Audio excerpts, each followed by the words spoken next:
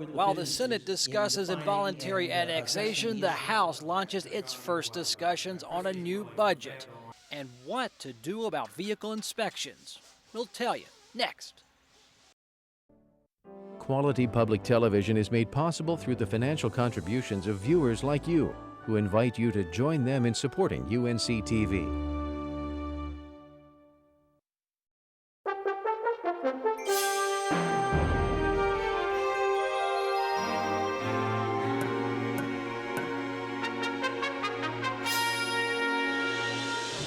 Hello, I'm Kelly McCullen. Welcome to our first show of the 2012 North Carolina political season at the legislature. The Senate began its week in part by revisiting annexation reform legislation. A 2011 law took effect that was believed to have settled the issue of involuntary annexation, but was ruled unconstitutional.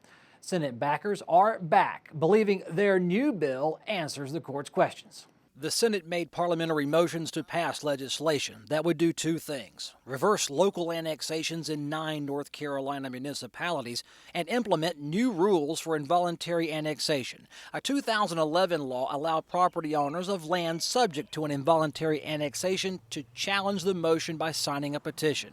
The petition requirement was successfully challenged in court by some cities, sending anti-annexation groups back to Raleigh to lobby.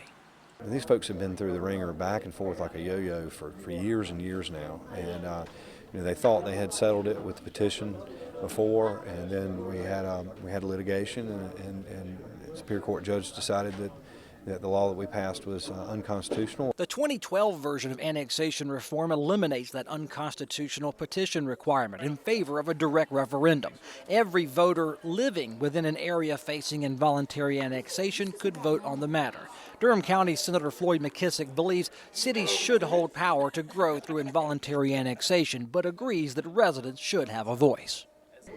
I think it is fair that all those residing in an area would have a voice and opinion. I mean, when we drafted our Constitution of the United States of America, while at that point in time vested landowners had a right to participate, I think we very quickly realized that there were a lot of people who were not vested homeowners that live within the confines of an area that need to be able to voice their opinion. Doug Aiken represents the Fair Annexation Coalition, a group of property owners fighting city governments over involuntary annexation.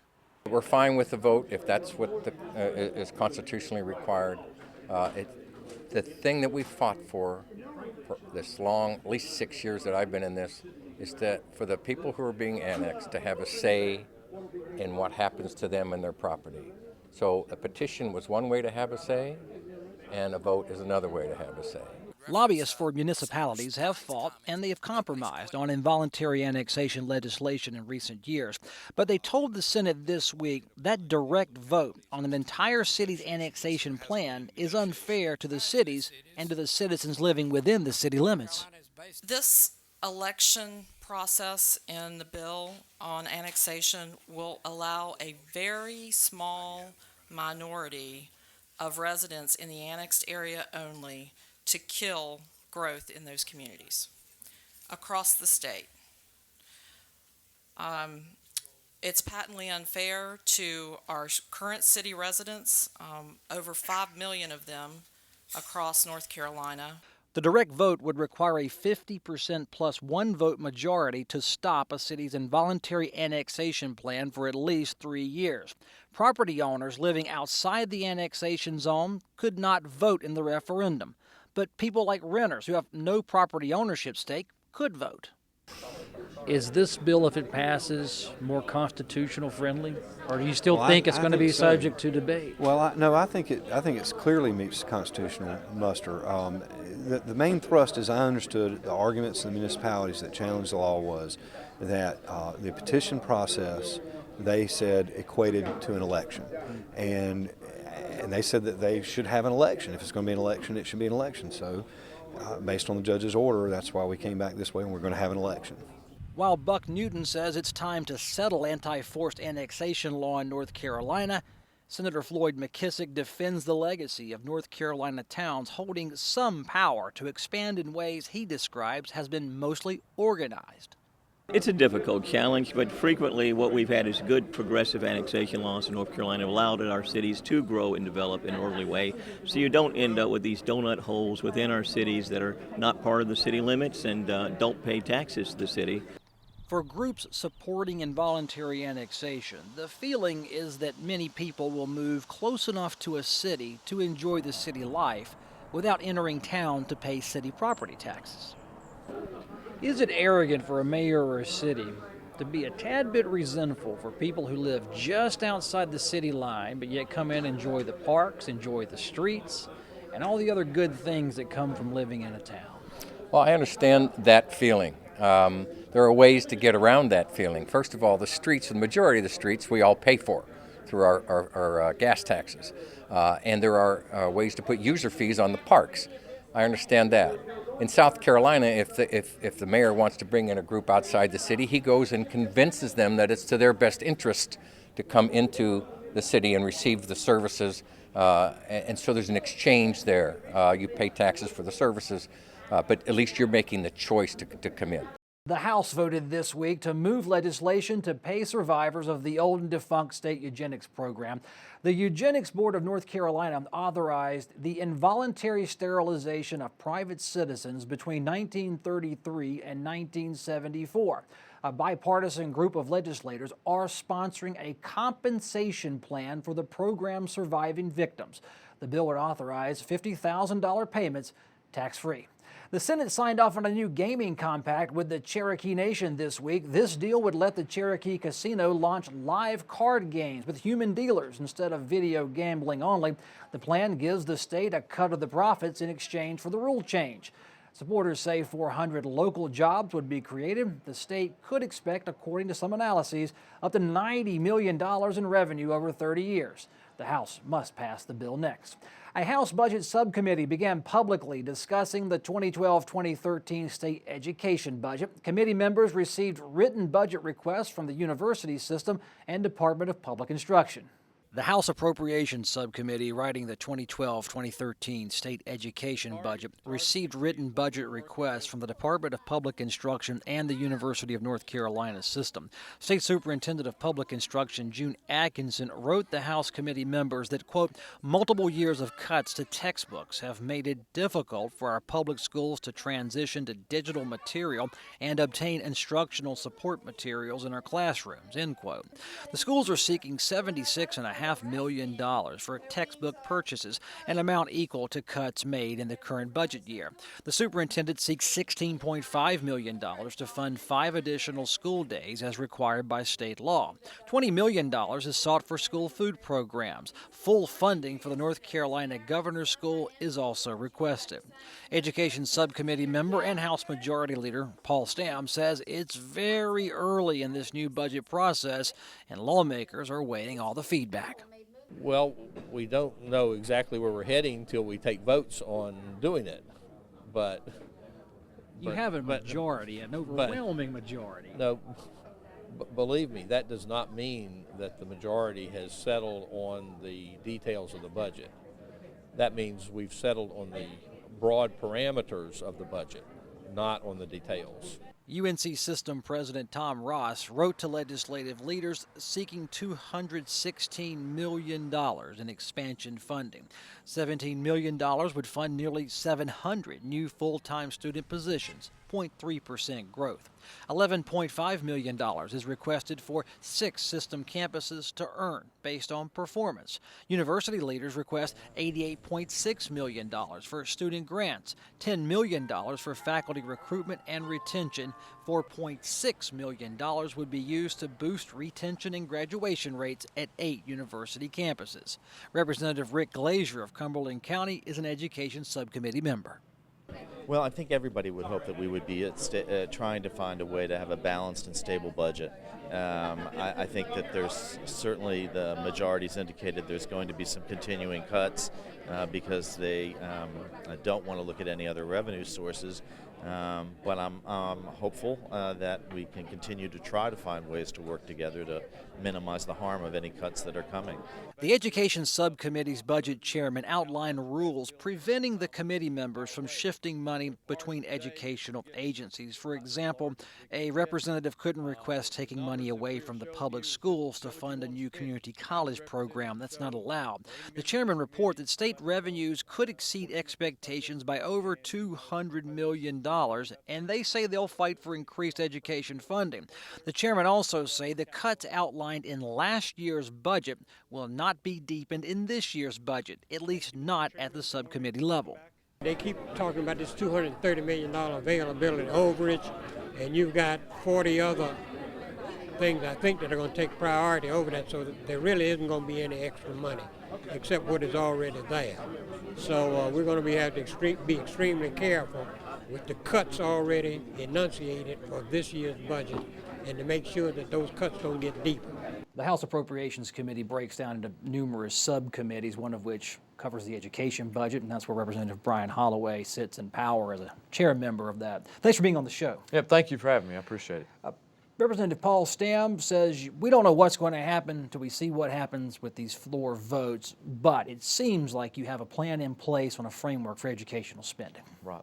The education chairs, I can tell you that our top priority is preserving the education system. We can roll around in the weeds, but to try to make a long story short, there's federal money that is going away. And there's this thing called a negative reserve where the state will give you money and then tell you figure out how you're going to send us part of it back. Counties have used that federal money to do that. So we've got to make a decision, and we've got to try to find a way to reduce the county's negative reserve and send more monies to the counties to keep the education system whole, and that's our goal. Many a Democrat has gone public to say you give the schools all this money and you demand it all back, and that's not the way to cut school funding if you're going to cut it. But I've also heard the other side of this saying we're letting the schools choose their priorities before they cut spending. So what's the philosophy from your standpoint? The philosophy is that the Democrats, and I don't really want to be partisan here, but they created the negative reserve. They were the ones back in 2002 got the counties in this business of we'll give you this and then you give us money back. The negative reserve when we took the reins from day one from the previous majority was $331 million. So they were the ones that actually created that business, and actually the last budget that they supported cut $1.3 billion out of K-12. Now there was some federal money that came in, but they were the ones that created this negative reserve business, and I can tell you that our chairs, from our viewpoint, we want to get out of that business, and we want to lower that reserve by as much as possible this year. We want to keep counties whole. We don't want any teachers or any person who's in the education field to lose their job. And again, that's our priority, and that's the direction we're hoping to move. Now, looking ahead, Senator Phil Berger has outlined a $45 million reading and literacy campaign to help younger children, I guess first through third grades, K through 3. Just from what I've heard and read, it seems to be a lukewarm reaction to it in the House, but are you looking at his proposal seriously? If you're referencing, I think it's Senate Bill 795, his broad education reform package, certainly those are all things that will be discussed. But from the beginning of the short session, we've all been here and we want this to be a short session. I just don't think it's appropriate to do that kind of heavy lifting in a short session. We need to talk through these things. And the House, as you said, certainly we have a more lukewarm approach, and I can tell you that we don't want to get into that kind of heavy lifting in this year, and we just want to take care of the budget, try to protect those education jobs, and just go home and get back to normal lives. You have $200 plus million in extra revenue. Over collection is the term they use in Raleigh. I don't think anywhere else. But you say there's a chance you could get a slice of that to increase education spending in North Carolina. But Representative Stam says Medicaid has got a shortfall, could eat every dime of that. How do you? Well, certainly there's that. There's other available dollars as well, other than the $200 million you referenced. As Education Appropriations Chair, I want it all. Everybody wants it all for their budget, and certainly we will hopefully get a piece of that and then some. So I believe new dollars will come to our budget. It's just yet to see how much.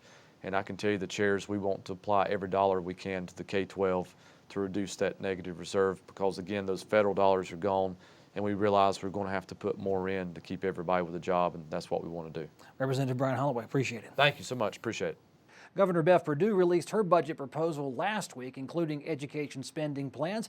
She wants a 3/4 penny sales tax increase her team says would fill any education funding gaps, including the upcoming loss of federal education funding. Governor Perdue requests a small pay increase for public school personnel. Representative Marvin Lucas is on that education subcommittee. Thanks for being on the show, first of all. My pleasure, sir. Let's talk about the numbers here. Paul Stam says this is inning number 2 of a 9-inning game, if you want to compare it to a ball game. What do you think of education funding in inning 2? I think that he's probably accurate, but I'm more interested in what's going to happen after the 9th inning.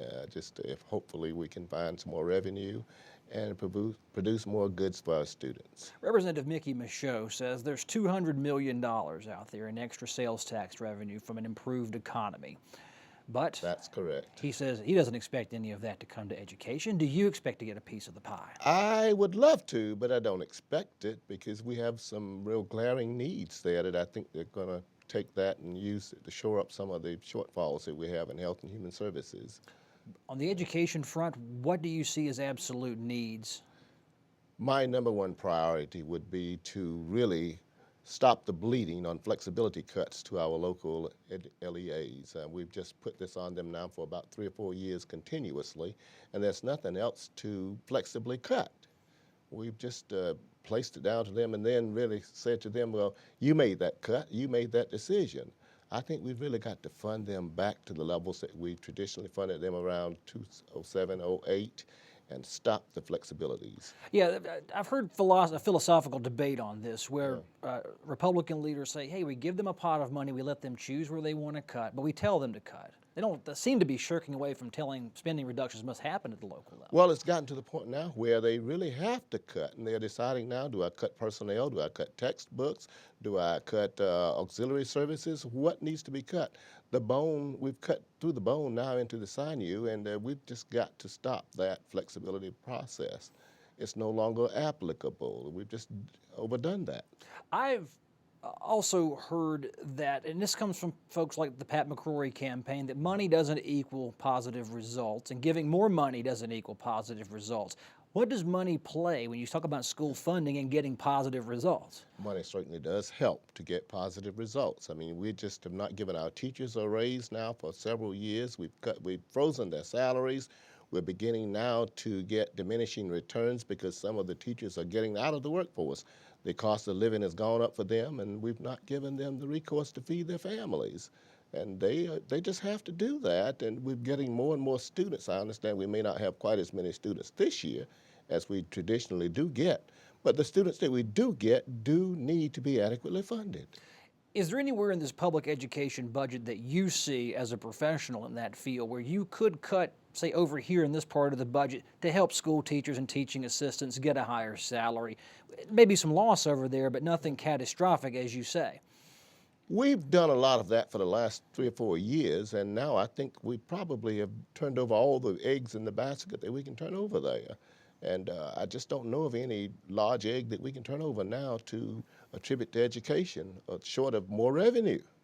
The governor released a budget several days ago. Republicans say it came awfully late in the process, too soon to the session. Looking at her budget calling for the sales tax, do you see any wiggle room? Was what she presented and Democrats will defend realistic in this environment? Or was it a best case scenario, knowing that Republicans are going to write a budget, how they'll write a budget? Well, I think it's a best case scenario, you know, that we did have the penny tax on up until July 1 of last year. Of course, that went away, and the governor's proposed not a penny, but just 3/4 of a cent.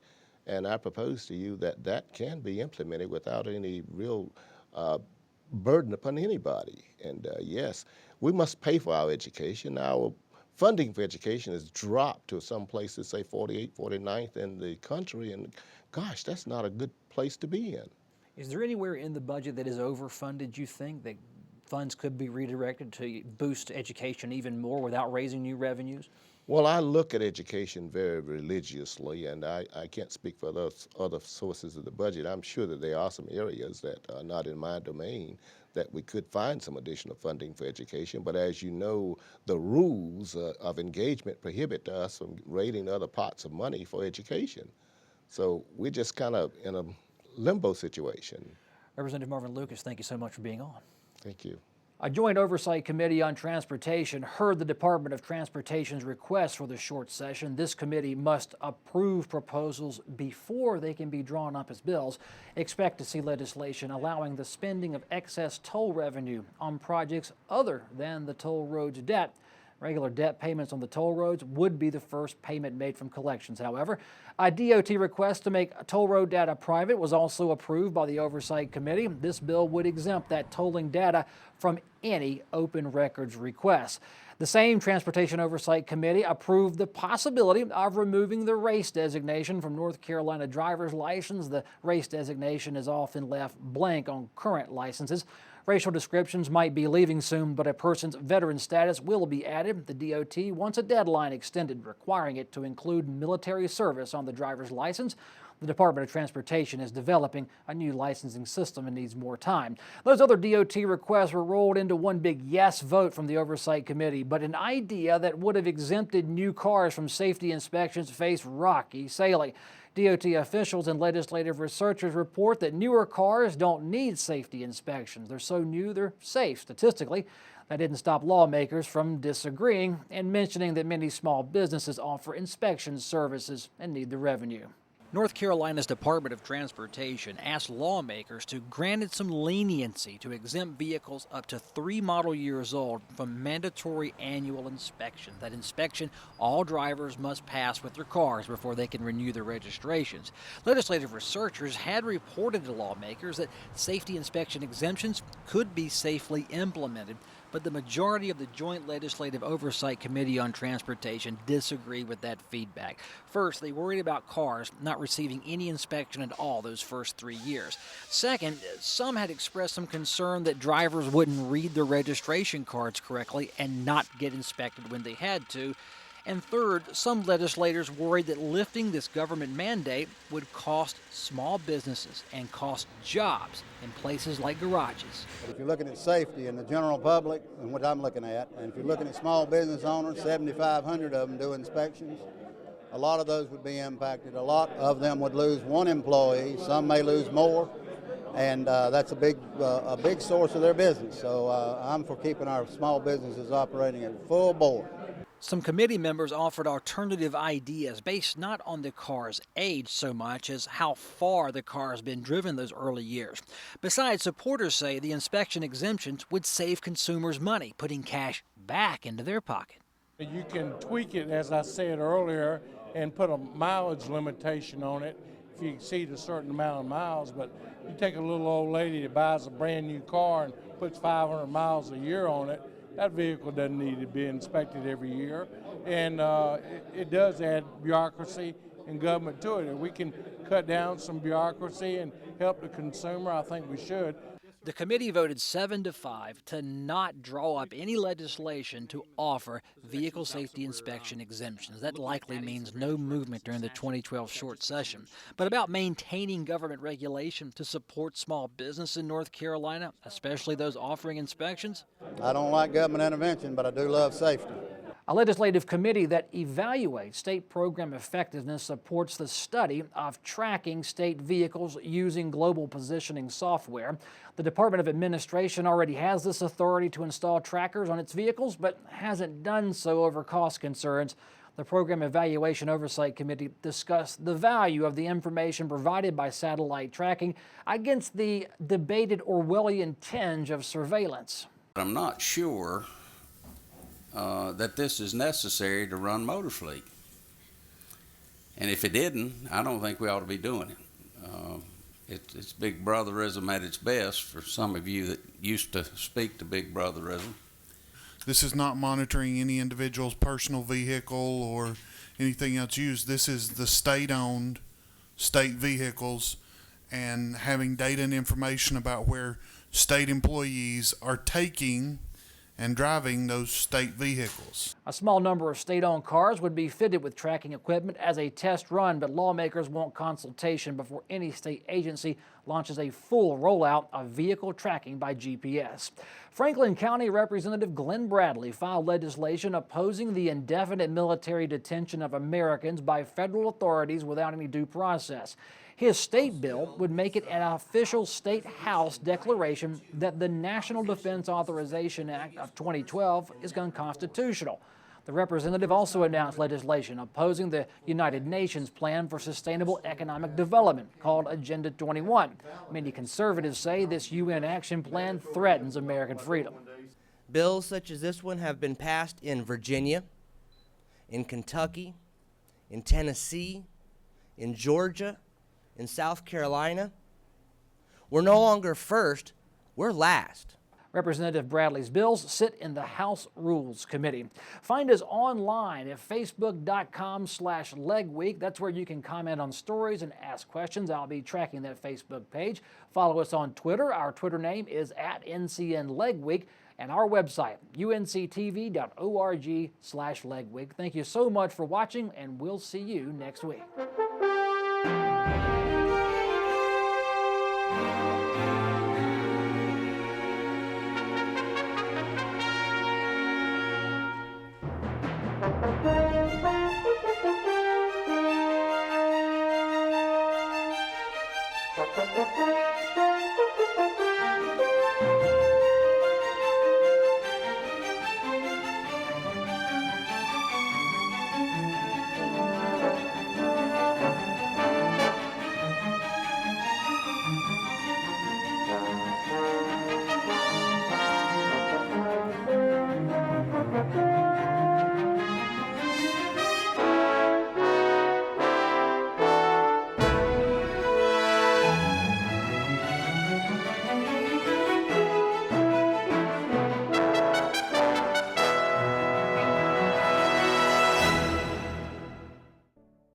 Quality public television is made possible through the financial contributions of viewers like you, who invite you to join them in supporting UNC-TV.